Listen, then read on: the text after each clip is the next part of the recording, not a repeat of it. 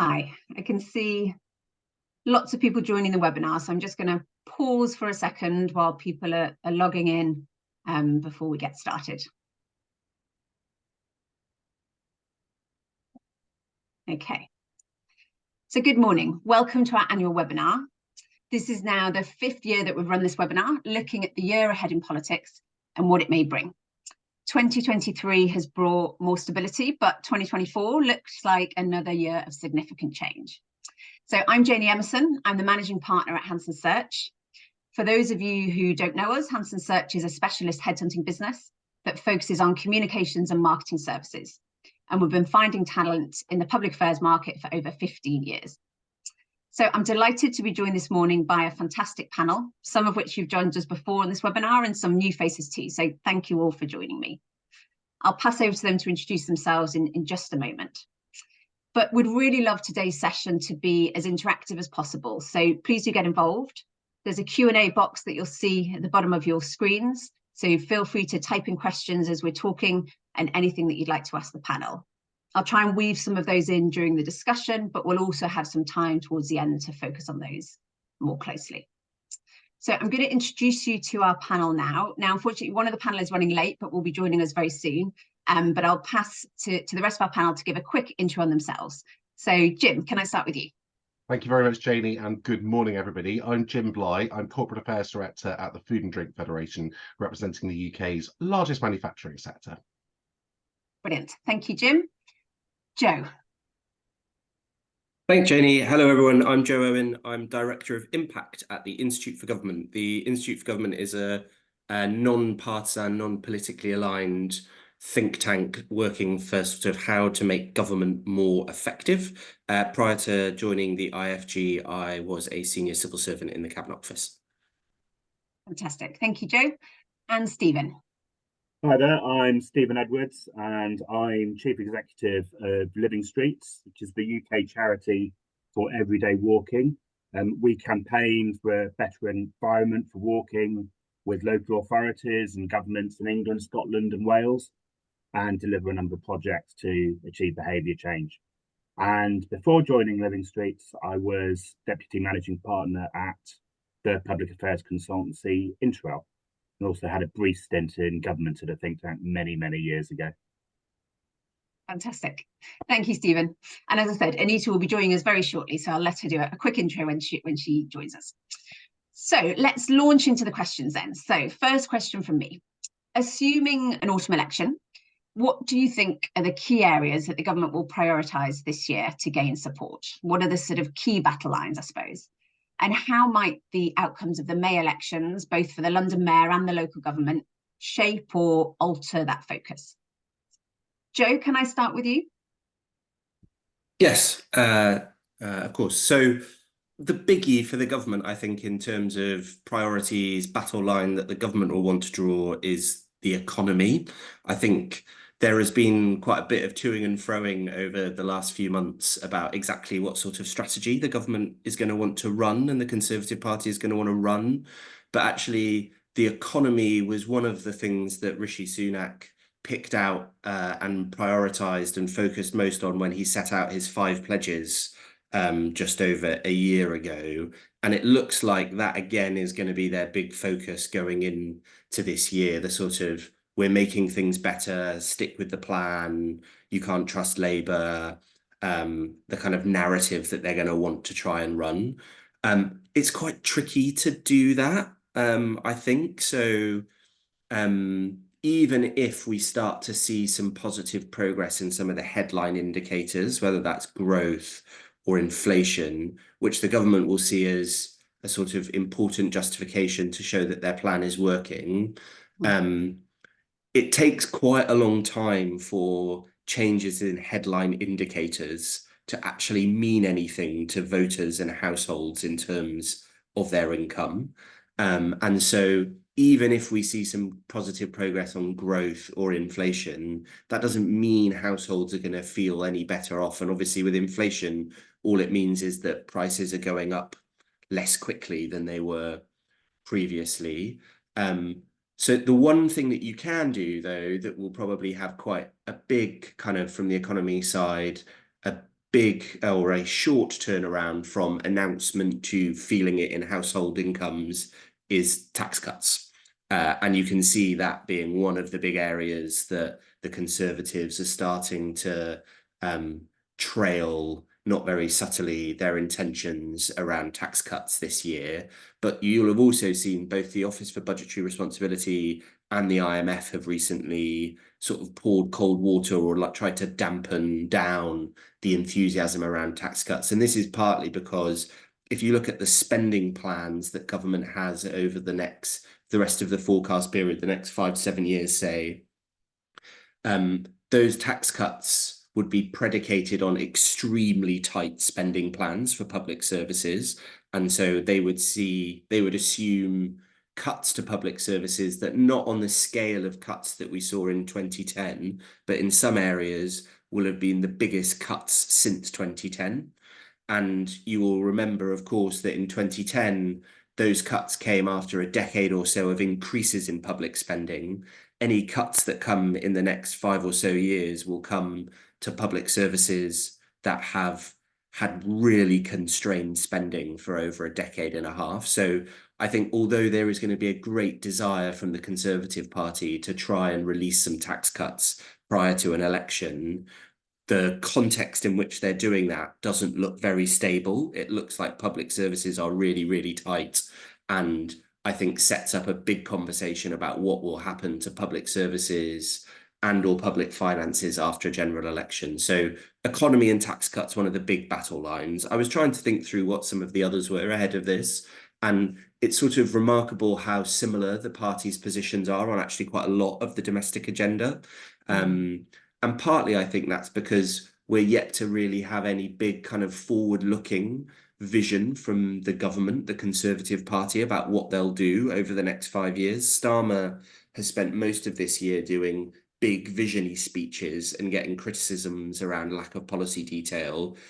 Sunak, on the other hand, has been sort of popping up on specific policies, but I don't feel like has yet kind of given voters a kind of, this is what you will get from me if I'm Prime Minister for the next 5 years. So that might see us get more in the way of battle lines. But the other two obvious ones are small boats in Rwanda, where I think the government probably feels like the challenge they're getting from reform on the right flank means it's quite a tricky area to focus too much on until they've got some really positive signs of progress, if they get some positive signs of progress. And then net zero is the other that sort of opened up, and you made the point around other elections, and actually we saw the kind of the net zero battle line drawn in response to the Uxbridge by-election and the ULEZ. And so actually I kind of, at that point, it wasn't sure how that kind of battle line or that wedge would widen. And although I think there was lots of talk last year about net zero as being one of the possible big differentiators, actually, although there's been some kind of some policy action taken by the government around oil in the North Sea, etc., remarkably, I think they're still tacking quite close to the previous government's plan on net zero. I don't think it has widened too significantly. And then very finally, and then I'll shut up, it's just on the local elections, where I think the key thing there is going to be about momentum, I think. So a big defeat for the Conservatives, and you will see more of the internal fighting that we've seen over the last few weeks. That will start to accelerate. I think it will make it even harder to try and turn things around in the short term. If they do much better than expected, then actually the momentum will start to shift in the other way, and a lot more pressure will go onto the Labour Party. And I think it could have quite a big buoying effect on the government. So for me, I think the local elections, they could spit out specific policy issues that become dominant. But for me, I think it's all going to be about momentum. Brilliant. Thank you, Joe. Stephen, can I come to you next to get your thoughts? Yeah, so I agree with Joe to coin a phrase going back a few elections. The dominant issue is clearly going to be the economy, and this question that Joe put so clearly around whether you feel better than you did a year ago. Tax cuts clearly going to be part of that narrative. Is there a trap for Labour potentially there, saying whether tax cuts would be reversed if they went into office? And if we had an election in the autumn, we possibly have two opportunities there for tax cuts over the next year. So watch those carefully. But yeah, completely agree with what was said before. The headline indicators are not great. So the overall narrative is not going to be an easy one. Inflation's up and down. Joe quite rightly pointed out the news from the IMF and the OBR this week saying there was limited scope for tax cuts. So, it's a difficult environment. We also, of course, have the minimum wage increase coming in April. So, look out for that as well, and what the response to that is going to be, both from business and from voters as well. So, I think it is worth, though, looking back a year and just playing back some of the themes in the Prime Minister's 5 priorities speech we talked about there. 3 of them were very much about the economy, grow the economy, halve inflation, reduce debt. Difficult to see progress on those. One was around cutting NHS waiting lists. Again, not much progress on that either, and it's going to be difficult to see how that's played out by the time of the election. And then the final one was stop the boats, which has been one of the dominant political issues of the last couple of months. And I think the challenge here is that it's a focus for some quarter of the electorate, maybe not as much of the electorate as the Conservative Party likes to believe. It is more of a focus for the internal factions within the Conservative Party. And I think it'll be interesting to see how that plays out over the next couple of months. And I'll come on to that again when we talk about the impact of the local elections. Great. The other thing to bear in mind is this issue around competence is going to be ticking around in the background as well. The COVID inquiry is still going on, and we've seen some mic drops from there over the last few months. Trust is going to be a big issue. Rishi Sunak's focus is going to be very much on getting the electorate to know him as a person over the next few months. I think we've seen a lot of focus on that. We saw him on the This Morning sofa yesterday, mixed reviews. So I think there's going to be a lot more of that to go forward in the future. Final thing to say, just looking to the impact of the local elections, completely agree. This is all about momentum and what the local elections will tell us about momentum. The other thing I would add is watch the third parties. And voter loyalty towards individual parties has declined significantly over the last 20 years. So we could well see a run to third parties again. Look out for reform and what that means for Conservative positioning, especially around immigration issues. But also look out for the Lib Dems. They're kind of ticking away at the kind of lower parts of the opinion polls, but have very strong and doughty local campaigning efforts, so could play well in individual constituencies. And of course, the other big battle is Scotland and how the SNP Labour battle plays out, and that will have a massive impact on what Parliament eventually looks like come the end of the year. Great, thank you, Stephen. Jim, can I come to you? Thanks very much. And I think you guys have covered it really well. I mean, for me, this is about the economy. I think the key question for voters is, do you feel better off than you felt 4 years ago? The classic Reagan question. And if real wages are 3% below where they were in 2008, and that is going to cause continuing problems, I think, as the year goes on, and people realize that they aren't particularly better off than they were 4 years ago in the majority of cases. That's particularly the case while inflation is so sticky. If inflation has come down overall with the headline measures, but if you look beneath that and look at, say, food and drink price inflation, we're still at 8%. So what you're paying for your fruit, your veg, your meat, and all the rest of it is a good quarter more expensive than it was a couple of years ago. And people notice that, and that has changed the way that they spend and enjoy their living. So I think the question is that, do you feel better off? And the answer is probably no. I think the economy is everything here. How do we get investment to come into the UK? How do we push up investment from businesses that are operating here? How do we make sure that pay starts increasing sustainably over the next few years? And how do we tackle the low productivity and low skill challenges that we have in the economy as well? And I think all of these themes should be running through this year and running into the start of the next Parliament as well. But how far they get kind of the political traction is another question. You know, we're in a campaign season, we're in a 11-month potentially election campaign. I think we've got to watch out for the element of surprise and watch out for surprises from the government. Stephen and Joe have mentioned tax, and tax is obviously something they'll try and major on, but as we see with the Jeremy Hunt stories this morning, they have really limited room for manoeuvre. So what they can actually do in this Parliament is fairly constrained. They can probably signal and promise and say, in the next Parliament, if you elect us as the Tory government again, then we will do X, Y, Z on your personal taxes. But I'm not convinced that is going to wash with voters. The question of Scotland is a really interesting one, and I think this links to the competence issue around this government. Both the Tories and the SNP have been accused of not being competent governments, and COVID is one of those things, but also all the full range of policies, whether they're making headway on NHS waiting lists, whether they're making headway on infrastructure, on all of the big long-term challenges. I think voters are coming to a conclusion about that and probably already have reached that conclusion. And you see that in the polls in both Scotland and in the rest of the UK. So the opportunity for Labour is to seize those seats that they had before, and that should help them get a majority in the general election.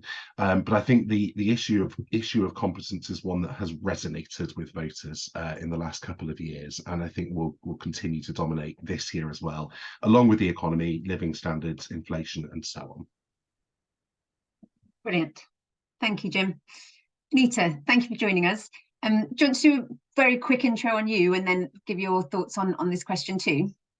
Sure. So I'm a partner at Portland Communications, one of the biggest, and I would say one of the best, public affairs and communications agencies in the business. I'm a former government special advisor who also was a kind of producer on Question Time and various other things. So a good grip on both how government works behind the scenes, but also how this plays out in the media.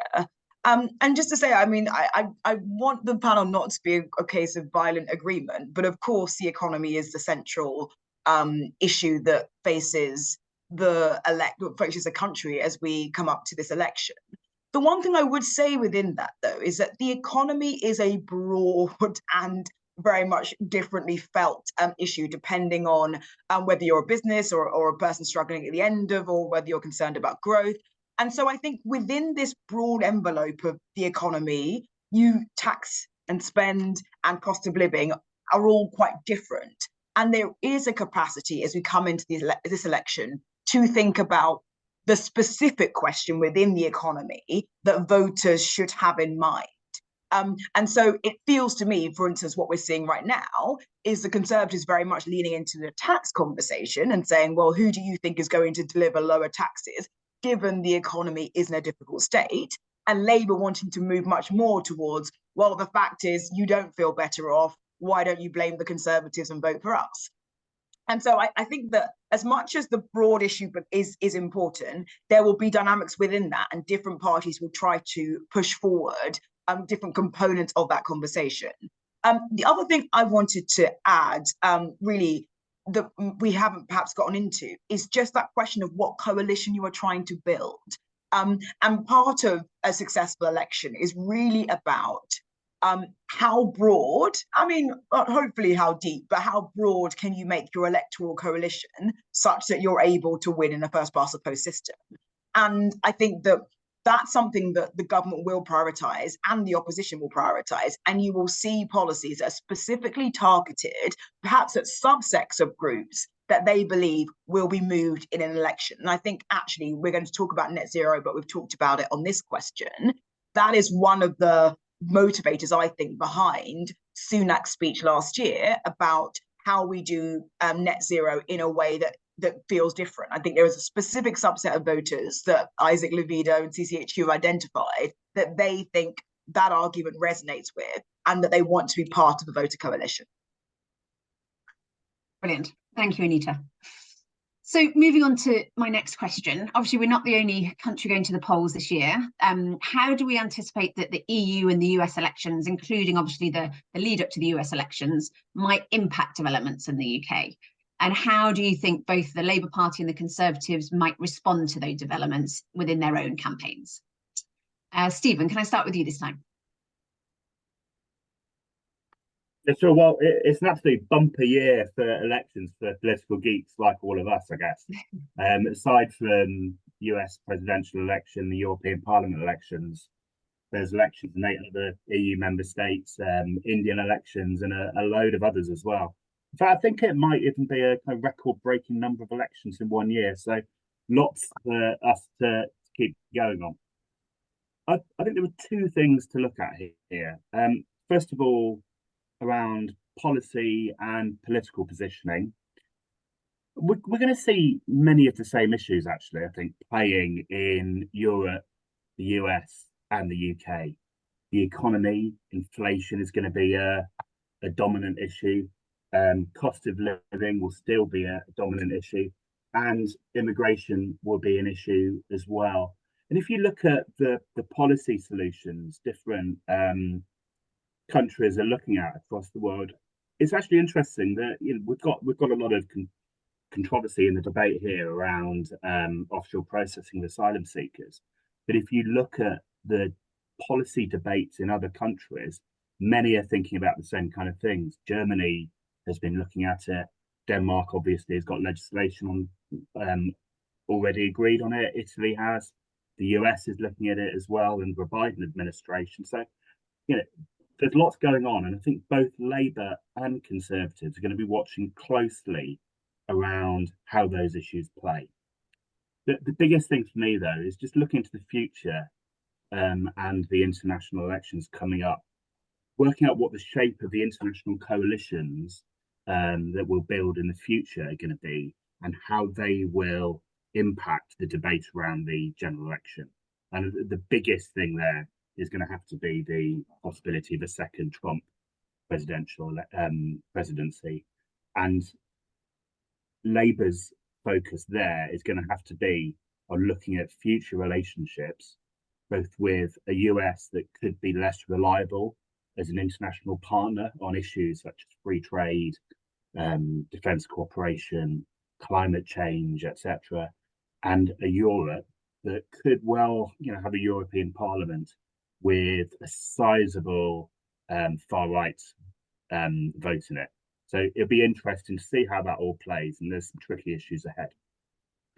The other issue I've mentioned, which isn't really about policy and political positioning, but is one to watch very closely in the international context, is cybersecurity and Russian and Chinese influence over elections. This is something that played out significantly in the last presidential election, and obviously has played out elsewhere in Europe as well.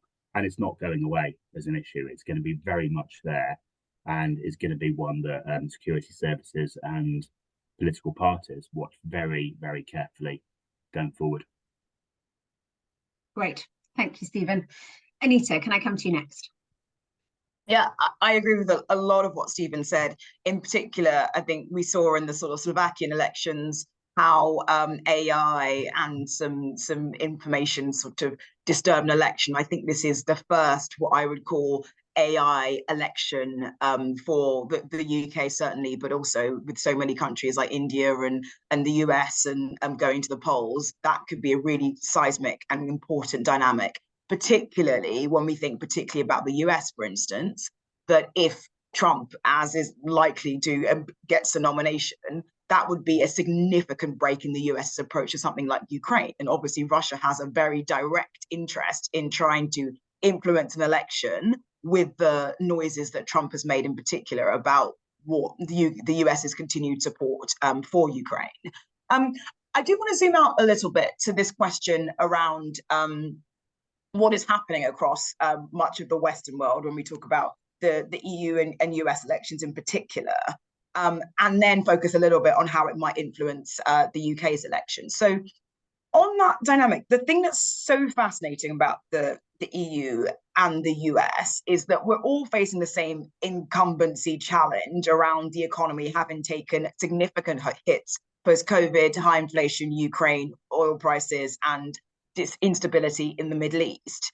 And in the face of that, we haven't seen what normally happens, which is a slight sort of coordination and heaving together in the face of those challenges to defy other centers of power, but instead a real dislocation, a move towards kind of slightly more protectionist interests, a move towards seeing possibilities of commercial advantage from the UK or from the US or from the EU in differing in an approach to regulation or legislation. And I think that theme is going to continue.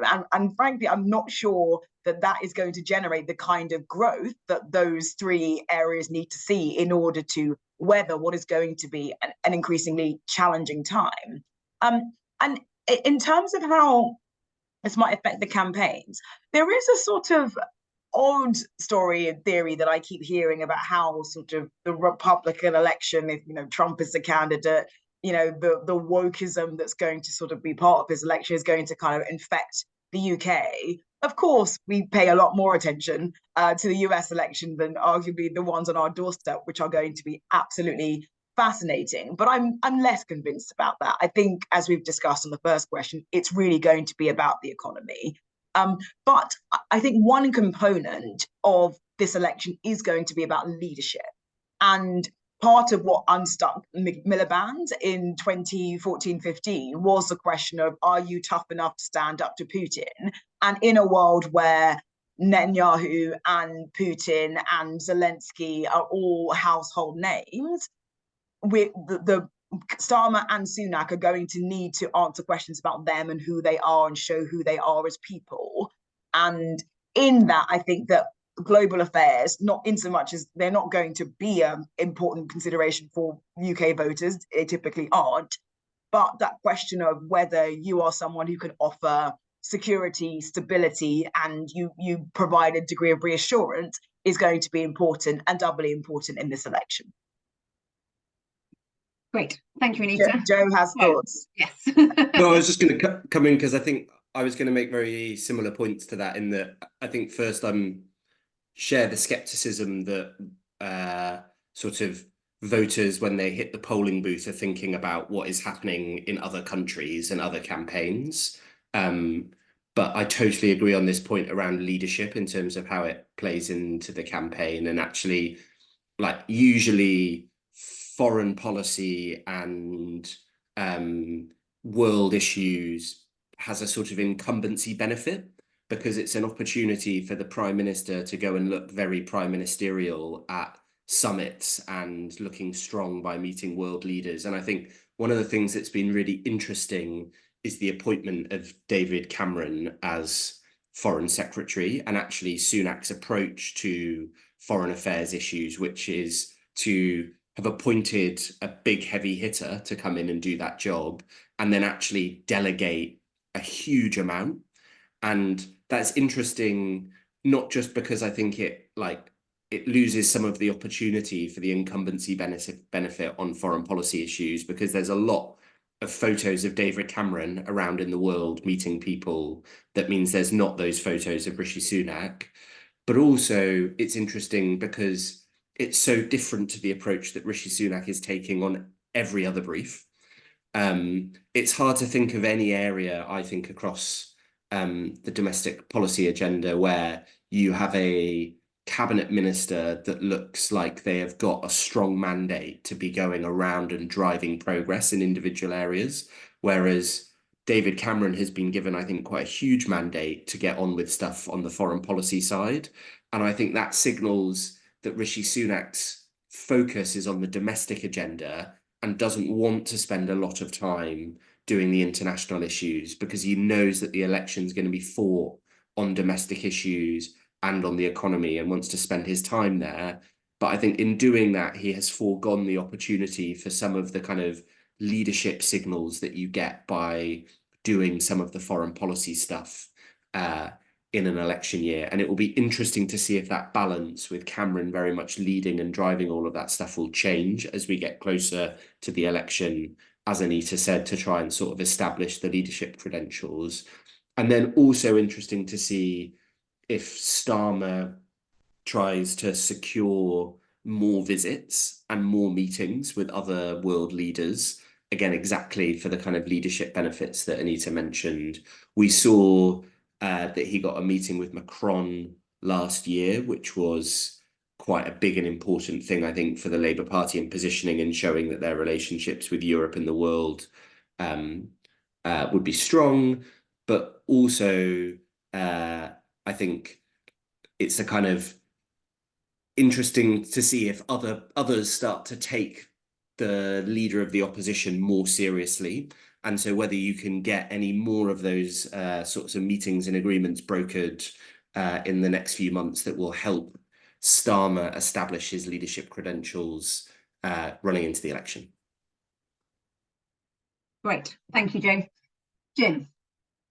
Thanks very much. I think you're spot on about David Cameron, and it's a really interesting approach that he's taking, where he does look like the Prime Minister overseas, and it probably helps him that he's a member of the House of Lords and doesn't have to come and do votes and constituency issues and all the rest of it. And I expect that the government would quite like that, just to roll on. And it's not just the EU and US elections this year, there's a range of others as well. And one of the really interesting ones is the Indian election, which is happening in the spring. And there's also, believe it or not, a Russian presidential election as well. But I think, the global sands are shifting, as we know, and we've turned a corner in lots of different areas, and not convinced it's for the best.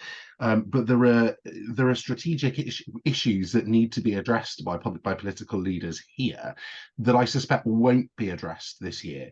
The Labour Party will want to show, the leadership side. They'll want to put Keir Starmer out in military overalls and send him out to Ukraine and so on, to show that he's committed and can lead on the global stage. But actually, on the thorny questions, I think they'll try and avoid answering them as much as possible. This will be a domestic election, and the domestic focus will be the first priority. But also there's a practical point. Whoever wins the US election, whoever wins the Indian, Russian elections, I think we know in both of those cases what they'll be, whoever wins the EU Parliament elections, Starmer's got to work with them all and position the UK in that context. So I think he'll want to avoid commenting as much as possible on some of the trickier issues. On the EU, for example, there are lots of questions about the TCA, lots of questions about Brexit impacts that continue to happen. And I think Labour are pushing for various changes, veterinary agreements and all kinds of other things that could have an impact on how Brexit is working for Britain. So he'll want to keep all of his avenues open with European politicians during this year. And on the US front, I think any prime minister would say we'll work with whoever wins the election, because it's really important that they do. So keeping out of that debate will be an important focus for him, and keeping that discipline through the Labour Party, I suspect, throughout this year will be an important priority for them as well. Great, thank you, Jim. Well, as you've all sort of mentioned, the economy remains the sort of foremost concern for the public.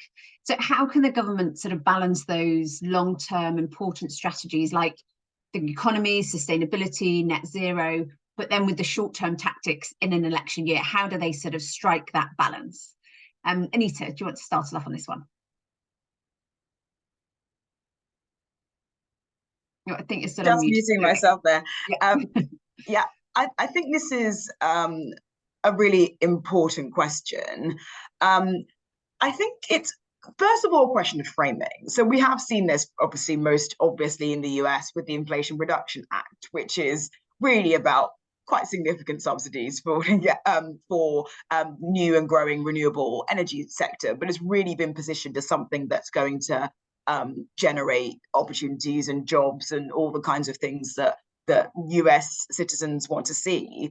So I think that you can frame these things much more closely connected to tangible benefits that the public might see, because Portland does really interesting research and polling, and one of the things that really struck me from something we did fairly recently was that when you tell a voter and you ask a voter what they think green jobs really means, they sort of envisage someone with a clipboard from the council kind of checking if things are done. They don't feel like real sort of manufacturing jobs and that kind of thing. So I think there is something to do that politicians can do about framing the possible opportunities around long-term issues like sustainability and net zero. But the other thing I think that's critically important is that parties can't pretend there aren't any choices. And I think that Sunak has been very brave, I thought, last year in his sort of speech. And one of the things that he said in that speech that's really stuck with me is he talked about no longer telling people the bits they want to hear, but not necessarily the bits they need to hear.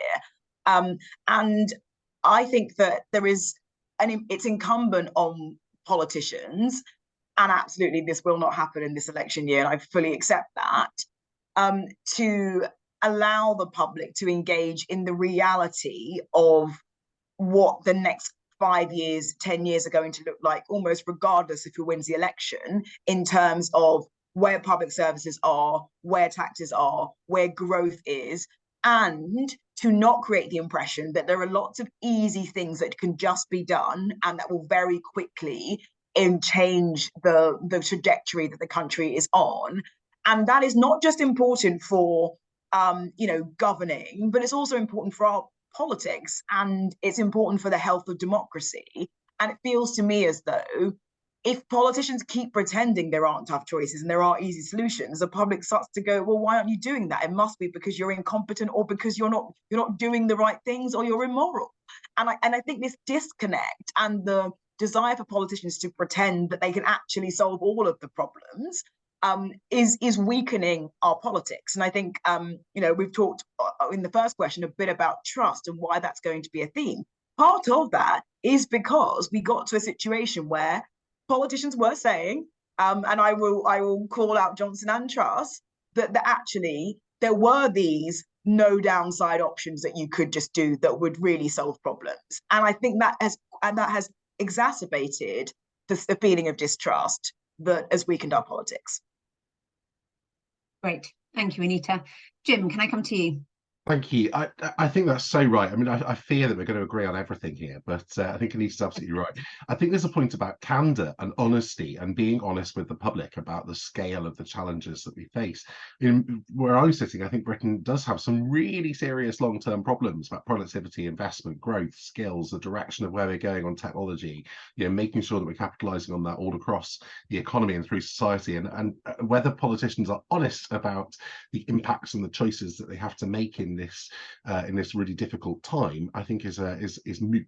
I think if you talk to Labour people, they say that they've got a two-term strategy, and if you remember the £28 billion Green Deal stuff from a few months ago, and it keeps coming back up for Rachel Reeves, they seem to have dropped that promise because they realise that the fiscal position will not allow them to spend huge amounts of money. But over a 10-year approach, then they can perhaps show that they can increase growth in the economy, increase tax revenues without increasing taxes too much, and so on. So keeping that kind of long-term in mind, I think, is important for them.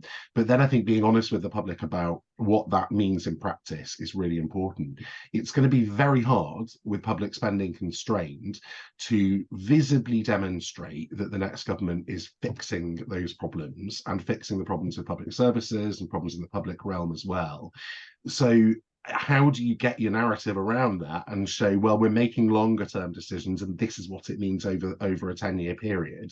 I think that's a really tricky balance for politicians to get right. And there are tricky questions that they don't particularly want to answer because because of the other stakeholders involved. So if you take something like planning, where there are long-term challenges and there's a long-term need for us to, for example, have more renewable energy or to build more houses or to build more infrastructure, they're long-term decisions which involve long-term spending over a period of time and some upfront spending as well. But saying what their short-term plan will be to achieve more in the longer term and getting on with those steps and communicating them, I think will be quite important. And I'm not convinced we're there yet on any of those narratives. Go on, Anita. Oh, I kind of wanted to sneakily just come back on planning, and I don't want to get this whole discussion waylaid by focusing on planning because we could. But just like planning is also not just difficult because of the planning reform and the NPPF.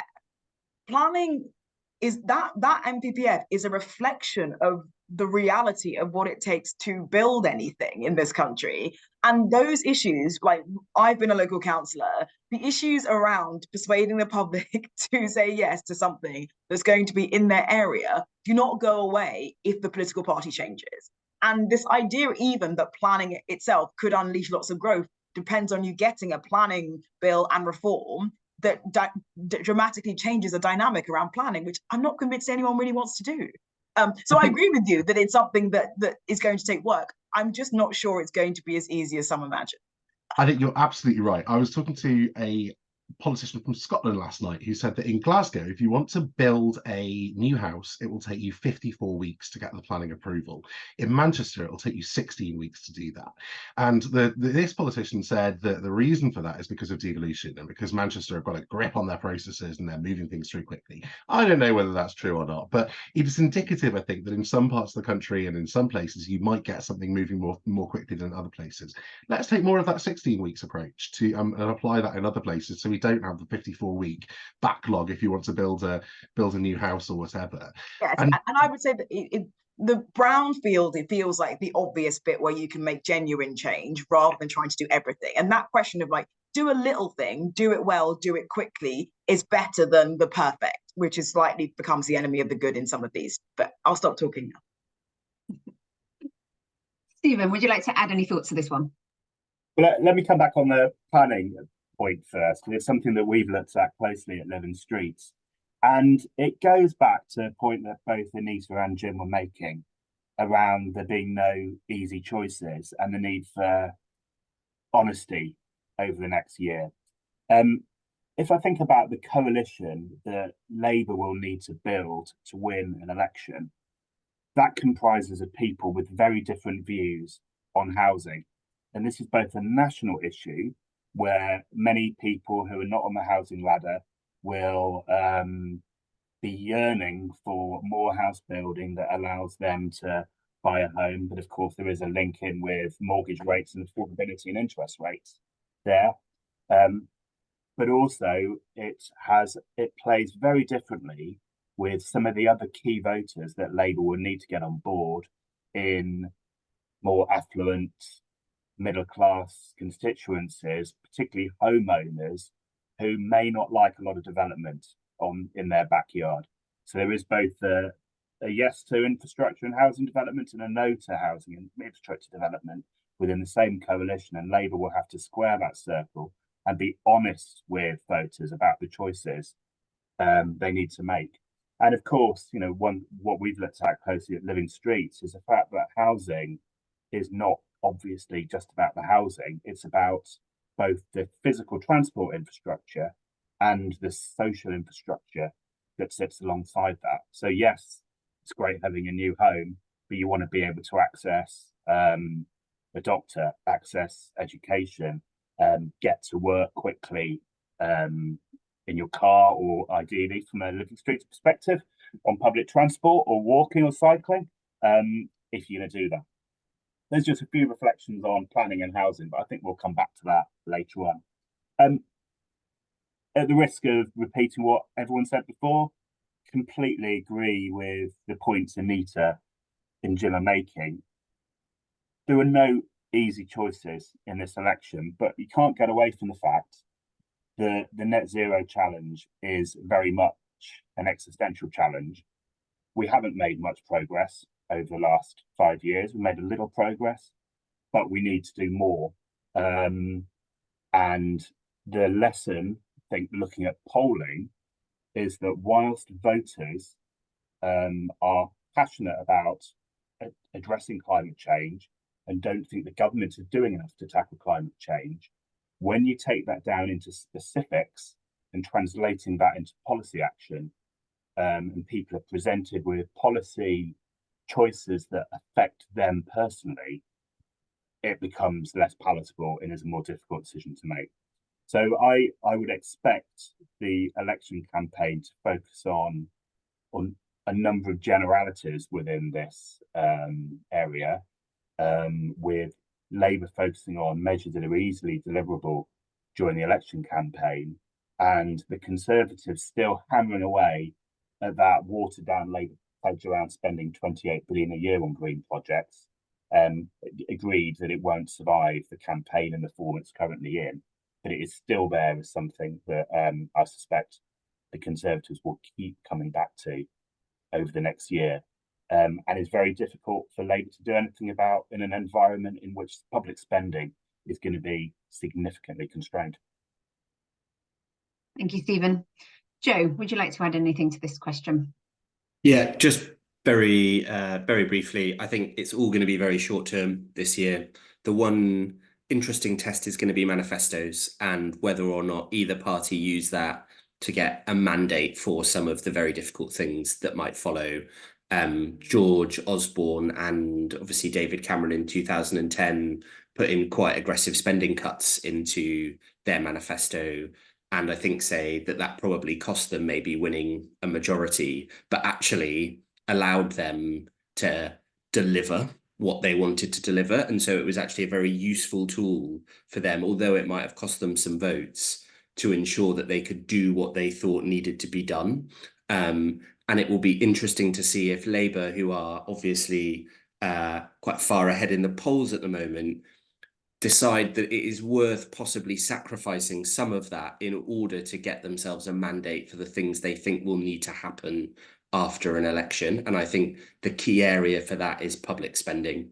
And I think it will be really interesting to see what they say around particularly tax, particularly if there are further reductions in tax and personal taxes at the budget, whether they stay as close as they possibly can to the Conservatives on that, or use the manifesto to give them a little bit of wiggle room to do some of the public spending that will of course be necessary if they want to meet any of their commitments on public services and around green investment.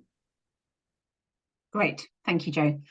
So final question from me, and then I'll move to questions from the audience. So if people do have one, please do pop it in the Q&A. A lot of our audience are public affairs, communications professionals. In such a sort of complex year, what strategic steps can they take to help position their organisation optimally, both pre and post-election? Jim, can I start with you? Thanks very much. I think about money. You know, we've talked about public finances and public spending quite a bit, but it'll be slightly unpalatable for all politicians if you go in asking for them to spend money on anything or very much. So, in the absence of that, what can be done on the regulatory side? What can be done on the kind of tax side and so on that would make an impact to economic growth? One thing I'm really interested in is regulators and thinking about what changes you can make to how regulators regulate particular sectors. So thinking about the resources that they have, and you know, since Brexit, lots of regulators have got very different responsibilities from those that they had before. Food Standards Agency being one of those, for example. Do they have the right resources to be able to tackle those difficult issues? I think in many cases probably not. Do they have the right rules to be able to regulate effectively? And is there the right ambition? If you are a startup or a scale up from overseas particularly, and you look at the UK, do you look at the UK's regulatory architecture and say they are ambitious for startups and scale ups to come here to test, innovate, grow, design new products, all the rest of it? I suspect in lots of cases the answer is probably not. So in the absence of being able to spend money, what else would unleash different parts of the economy and your businesses? So I'd look at regulators, regulations, and what you can do around that in a kind of a classic way. The other thing I think for businesses is we have to demonstrate that we are taking the big long-term problems seriously. So that's taking seriously leadership on net zero and climate change and our responsibility there. In my sector, food and drink, you look at issues like packaging and health and so on. I think it's demonstrating and showing that we get our role in the problems and that we are part of the solution. So positioning businesses as being constructive partners to government, I think is really, really important. And the final thing, I say to my members all the time, and I think it's really important for all of us in policy, public affairs and comms, is go out and meet candidates and MPs and show them your sites. You know, if you've got a factory or if you've got an exciting thing in your office or whatever, invite them to come and see it. There's nothing better, I think, than showing and telling what you do, so they understand what's going on really today in the economy in a way that they may just have missed. So I think go out and meet people and see as many people as possible. But I'm sure you're all doing that already. Brilliant. Thank you, Jim. Joe, I'll come to you next. Sure. I was thinking about this from the perspective of what will happen if there's a change in government. And we've recently done some work on what it is like for oppositions who make their way into government, and just the total washing machine that is the first few months, where everyone wants a meeting with you, everyone in the department wants to tell you about all of the things that you should be doing, and everyone in the sector is trying to tell you about all of the things that you should be doing too, and just how overwhelming it feels for new leaders at the top of government departments who enter office, some of which you've been shadowing the brief for a while, and so might know some of those people, but many of which actually come in at the last minute and don't really know a huge amount about the area. And so I think the one thing I would say is, if everyone is trying to knock down the door of the relevant minister in your sector, the more you can do to make sure that everyone is saying the same thing, the better the chances are that your messages will land. So using some of the time now before an election to work out what the sector or the area that you work in's key asks are, so that there is a sort of consistent message that lands with new leaders, I think is really, really important, because otherwise you will be one of probably 200 people that week that will all have different things that they're trying to ask the same person, and the chances of any of those being picked up and carried forward are slim when it is that much of a scattergun. Thank you, Joe. Stephen, I'll come to you. It's that classic public affairs thing, isn't it? Whenever there's a new government, you say, "Oh, you must write to all the ministers and secretaries of state saying, we're great, come meet with us, these are our policy priorities." And Joe is completely right. Your letter will be one of hundreds of letters landing on a new minister's door. And how do you make sure it cuts through? Jim and Joe have covered most of the things I'd say on this. The first thing to think about is don't forget money's constrained. So think about those options that are easily deliverable, don't cost money, that can make a big difference. Secondly, always think about how you're demonstrating relevance and focus on impact. How do what you want to achieve in policy terms and what you're doing as a business or as a charity make a difference to the key priorities an incoming government will make? And yes, thirdly, build those coalitions with other businesses and with other organisations to ensure you're united.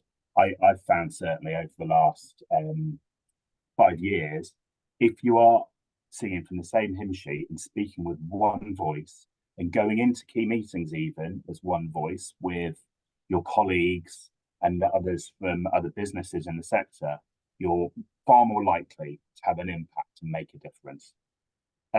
Final two things, going to be a lot of churn in Parliament. So do spend some time over the coming months engaging with candidates, getting to know people, so you have that coalition of people that know you and know your business when the election is out of the way. And then finally, don't forget about officials. The officials are the ones that are often going to be making a recommendation on whether the minister meets with you. Officials are going to be the ones that are still working away at policy options all through the election campaign, and will have a load of past policy that they want to push forward with new ministers. Officials will be the ones that know the landscape a lot better than incoming ministers. So take advantage of the time that you have over the coming months to engage with officials and ensure that they're just as aware of your priorities as incoming ministers and MPs will be. Great, thank you, Stephen. Anita, anything to add to this? So one thing, two things I'll add, I'm conscious of the time, is number one, I think that there's a difference between influence and education. And I think there is no easier time now than to get warm words from an MP or a shadow minister about various issues. Or certainly last year, I had a lot of potential clients coming to us going, well, we're covered on Labour because we had one good meeting and they seemed receptive. That's not the name of the game right now. And when thinking about influence, it's really about understanding what they want, government, opposition, Lib Dems, whoever, and tying that to what you want and how what you want can help them get what they want. So that's how you should frame it. I think you should think about the election in 3 different phases. Number one is this moment now, where like the window for influencing manifesto is pretty much gone / very, very narrow. So you might sneak in there in the next couple of weeks. After that point, from like April, May onwards, don't, because actually it's more of a distraction and a frustration to them as they're thinking just in election mode. In election mode, phase 2, be helpful. That's about visits and offering opportunities for them to see things and talk about their priorities, and also being vocal where you agree or where you support an announcement or a policy thing. That's about banking points for whatever the outcome of the election might be. And the third is then when you say, hi, remember me? And that's about leveraging, officials that you've spoken to and PPCs and people that know about your business or got engaged in it or got engaged in your sector, and making sure that once the sort of red boxes arrive and all of that, that things aren't forgotten about. Great, thank you, Anita. So we are almost at time, but I'll try and squeeze in 1 or 2 quick questions. So one's come through around Brexit. So the economy is key, and Brexit affects the performance of our economy. A cross-party commission chaired by Sir Roger Gale has produced a list of practical things that need to be fixed to make Brexit work. Labour have said they'll follow this. What do you think about the Conservatives? Do you think they will, or do you think they'll stick to their more original ideology on this? Does anyone want to take that one? I think this is a really tricky question. I mean, I said earlier on that there are issues that could be resolved with a slightly different negotiation with Europe. And I think Labour are in a better position to be able to do that, given their base and so on.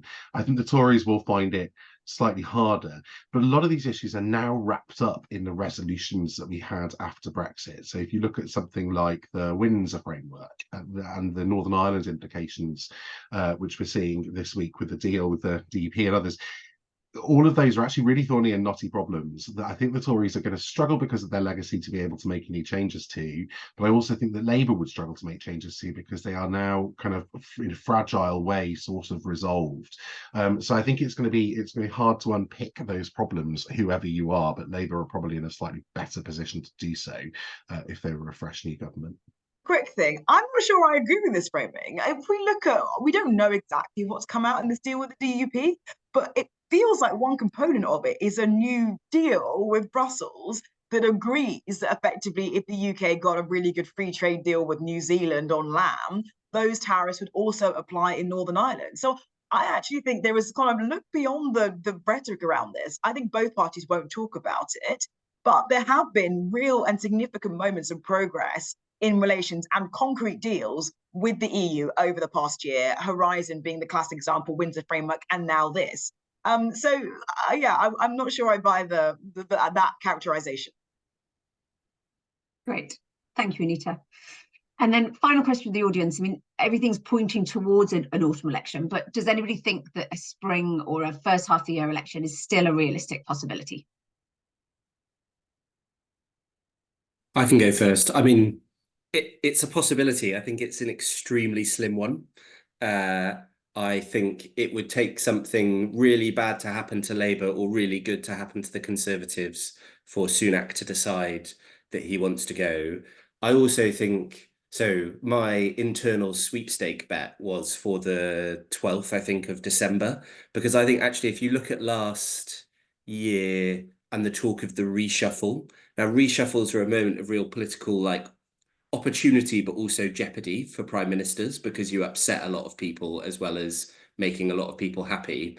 And we saw Sunak say, there'll be a reshuffle in May, there'll be a reshuffle before summer, there'll be a reshuffle immediately after summer, there'll be a reshuffle before conference, there'll be a reshuffle. And it kept getting pushed back because of the political jeopardy involved. And I think that there will always be a desire on the general election for a bit more time to just see if something turns up. And I think it will be it would take a real kind of moment of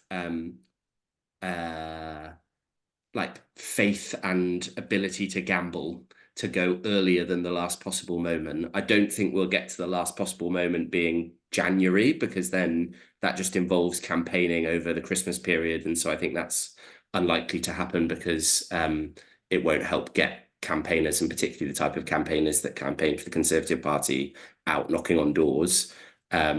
So I just think it's going to run and run, basically. And I think it's a very slim chance that there will be something that turns up that means it will happen in the first half of the year, but obviously still theoretically could. Great. Thank you, Joe. Well, we have come to the end of our time today, so just want to say a big thank you to our panel and for a really fascinating discussion. There's obviously lots to talk and think about, and it'll be really interesting to see how everything pans out. So there will be a recording of the webinar sent around to everybody, and it'll also be up on our website in a couple of days' time. But thank you all again for joining us.